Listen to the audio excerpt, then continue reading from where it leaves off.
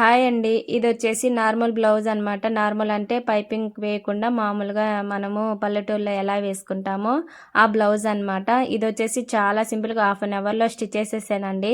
అది ఎలా అంటే చూడండి, ఇక్కడొచ్చేసి నేను లైనింగ్ పార్ట్, మెయిన్ పార్ట్ వచ్చేసి ఇలా గమ్ము వేసుకొని జాయింట్ చేసుకుంటున్నాను. గమ్ము ఎలా జాయింట్ చేసుకోవాలంటే ఇక్కడొచ్చేసి మెయిన్ పీస్ అనేది ముందు పరుచుకొని, తర్వాత వచ్చేసి లైనింగ్ పీస్ మీద చూడండి నేను ఇక్కడ చూపిస్తున్నాను కదా, ఫెవికాల్ ఉంటుంది కదా, ఆ ఫెవికాల్ గమ్ అనేది ఇలా మనము డాట్స్గా పెట్టేసుకొని చూడండి, ఇలా పెట్టేసుకున్న తర్వాత మనము లైనింగ్ పీస్ అనేది ఇలా బ్యాక్ సైడ్కి పెట్టేసి ఇక్కడ మెయిన్ పీస్ మీద నేను పెట్టినట్టు పెట్టేసుకొని ఐరన్ చేసుకున్నారనుకోండి, చాలా నీట్ ఫినిషింగ్తో అస్సలు ముడతలు అనేవి రావట్లేదండి.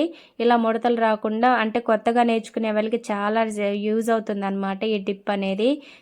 ఫ్రంట్ సైడ్ కూడా సేమ్ అలానే ఇక్కడ వచ్చేసి లైనింగ్ మీద మనము చుక్కలు అంటే డాట్స్గా ఇలా వేసేసుకొని ఇలా పెట్టేసుకొని, ఐరన్ లేని వాళ్ళు వచ్చేసి ఇలా పెట్టేసుకున్న తర్వాత ఒక 5 నిమిషాలు అలా వదిలేసామనుకోండి, ఆరిపోయిన తర్వాత మనము ఓన్లీ జాయింట్స్ చేసుకోవడమేనండి. ఇక్కడ ఇలా ఐరన్ ఉన్న వాళ్ళు ఐరన్ చేసుకుంటే అన్ని ముడతలు అనేవి రావు అనమాట. ఇప్పుడు వచ్చేసి మనం మొత్తం కట్ చేసేసుకొని ఇలా స్టిచ్ చేసేసుకోవడమేనండి. మిషన్ మీదకి వెళ్ళేసి మనము పైపింగ్ వేసుకుంటే పైపింగ్, హెమ్మింగ్ అయితే హెమ్మింగ్ వేసుకొని అన్నీ జాయిన్ చేసేసుకోవడమే.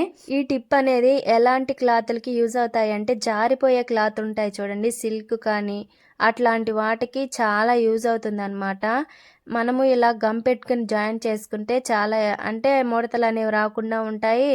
మనకి తొందరగా స్టిచ్ చేసుకునే దానికి అంటే టైం సేవ్ అవుతుంది అనమాట. చూడండి, మొత్తం స్టిచ్ చేసిన తర్వాత ముడతలు అనేవి ఎక్కడా లేవు కదా, ఐరన్ చేసుకున్నాం కదా, నీట్ ఫినిషింగ్ వస్తుందండి. చాలా బాగా యూజ్ అవుతుంది అనమాట. ఈ వీడియో అనేది నచ్చితే ఒక చిన్న లైక్ చేయండి అండ్ సబ్స్క్రైబ్ కూడా చేసుకోండి అండ్ కామెంట్ కూడా చేయండి. నెక్స్ట్ వీడియోలో కలుద్దామండి. Thank you for watching. Bye.